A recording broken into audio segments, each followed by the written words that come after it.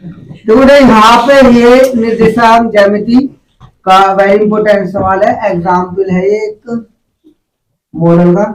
अब इसे देखो, ये कह रहा है बिंदु ए के निर्देशांक ज्ञात कीजिए।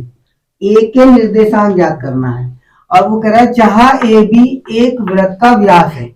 वृत्त का, किसका? वृत्त का। तो बेटा पहले एक वृत्त बना लेते हैं हम। ये हमने एक वृत्त बना लिया।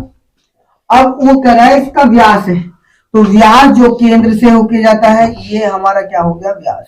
ये क्या हो गया? हमारा केंद्र हो गया। ठीक है। और वो कह रहा है इसके निर्देशांक जो ए है वो आपको ज्ञात करना है। तो इसको x, y मान लिया मैंने, जो ज्ञात करना। ठीक है। और वो व्यास दे रखा है, ए भी व्यास है, इसे मैंने बी लिखा। और यहाँ पे जो देखो केंद्र कह रखा है, केंद्र कितने कह रखे उसने? केंद्र जो बीच का है 2,-3। केंद्र कितना का है बेटा? केंद्र होता है बीच का पॉइंट, कहीं पे भी होगा बीच का जो पॉइंट होगा, मान लो इस बोर्ड का पॉइंट होगा एक बीच का, तो उसे केंद्र कहेंगे। ऐसी वृत्त है, वृत्त का एक पॉइंट होता है बीच का, तो उसे क्या कहते हैं? केंद्र कहते हैं। क्या कहते हैं? केंद्र कहते हैं। अब केंद्र उसने दे रखा है और यहाँ पे उसने लास्ट में ये भी दिया, बी के निर्देशांक जो है वो 1,4 है। जो बी के निर्देशांक है वो 1,4 है। अच्छा जी, यहाँ पे ये चीज दी। अच्छा एक बात बताओ, हमें पता है कि दो बिंदुओं का मध्य बिंदु निकाल लेते हैं। कैसे निकालते हैं मैंने बताया तुम्हें। ठीक है, कि x में x जोड़ दो बटे 2 कर दो, y में y जोड़ दो बटे 2 कर दो, सूत्र बताया था मध्य बिंदु। एक मध्य बिंदु तो सूत्र से निकल जाएगा, और एक मध्य बिंदु वृत्त का हमें दे रखा है, उसे कहा है उसने केंद्र। ठीक है, समझ ना? तो हम एक मध्य बिंदु इसका ये वाला रहेगा, एक मध्य बिंदु वो रहेगा, तो दोनों को क्या करते हैं हम? बराबर रखते हैं। क्या करते हैं? बराबर रखते हैं। तो हम यही करते हैं, पहले लिख लेते हैं। माना ए के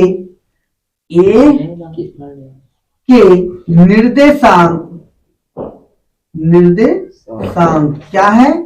हमारा x, y है।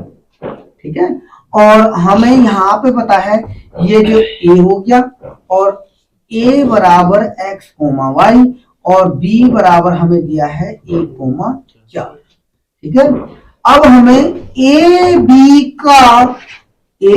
बी का मध्य बिंदु ज्ञात करना है। मध्य बिंदु मतलब बीच का बिंदु।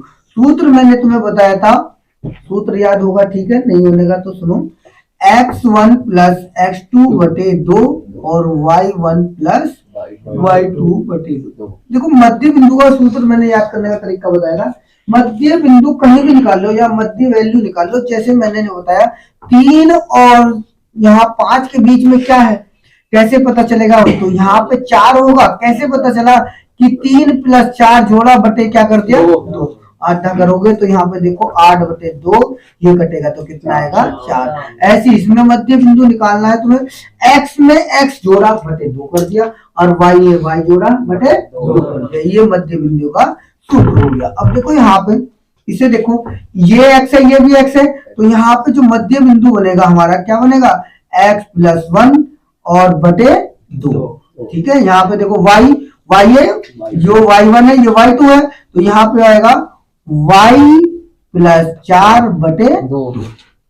ठीक है, एक मध्य बिंदु तो ये हो गया, और एक हमें दिया है केंद्र। क्या दिया है? केंद्र दिया है 2,3। अब हमें प्रश्न अनुसार हमें ये पता है कि प्रश्न अनुसार ये प्रश्न हमें से कह रहा है कि आप जब मध्य बिंदु इसका निकाल लो, इस मध्य बिंदु के बराबर रख दो। तो हमने यहाँ पे क्या कर रहा है, ये वाले मध्य बिंदु और इस मध्य बिंदु के बराबर रख देंगे, क्योंकि मध्य बिंदु के बराबर होगा। मध्य बिंदु हमने मध्य बिंदु के बराबर रख दिया। मैथ में एक खासियत है, क्या खासियत है? अगर कोई वैल्यू देगा तो उसको उसके बराबर रख दो। जैसे मान लो किसी वृत्त में हमें दे रखा है क्षेत्रफल, क्या दे रखा है? क्षेत्रफल, तो आप क्षेत्रफल के बराबर रख दो।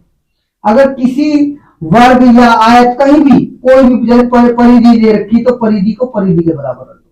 कोई भी जो चीज दे, आयतन दिया तो आयतन के बराबर आयतन रख दो, क्षेत्रफल के बराबर क्षेत्रफल रख दो, परिधि के बराबर परिधि रख दो, तो उसमें से कुछ ना कुछ निकलेगा। ऐसे हमने यहाँ पे ये केंद्र को केंद्र के बराबर रख दिया और देखा हमने कि हमने तुलना करी कि ये देखो इसकी तुलना इससे कर दो और इसकी तुलना इससे कर दो, समझ रहे ना।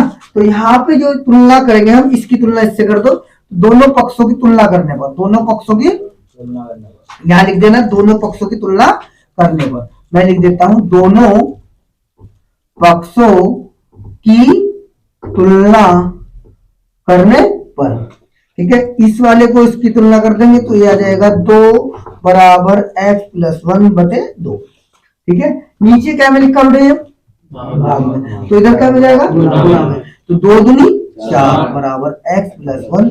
अब ये प्लस में लिखा तो यहाँ पे जाएगा माइनस में, क्या में जाएगा माइनस में, तो x की वैल्यू आ जाएगी, घटा के कितनी आ जाएगी 3 आ जाएगी। फिर दोबारा इसके बराबर इस वाले के y को y के बराबर रख दो, तो यहाँ पे y के बराबर रखोगे तो यह आ जाएगा कितना है y माइनस के 3 बराबर रखोगे आप y+4/2, 3 दूनी 6 माइनस के, और यहाँ पे देखो ये आ जाएगा y+4, इधर ले जाओ तो ये आ जाएगा -6 - 4 बराबर y, और y की वैल्यू आ जाएगी माइनस के 10। ये आपका आंसर, समझ रहे ना, ये आपका आंसर। तो लिख देना अतः बिंदु बी इसके ए के निर्देशांक हमने x, y माने, तो a x बराबर कितना आया 3 और y बराबर कितना आया 10। ये आपका आंसर आ गया।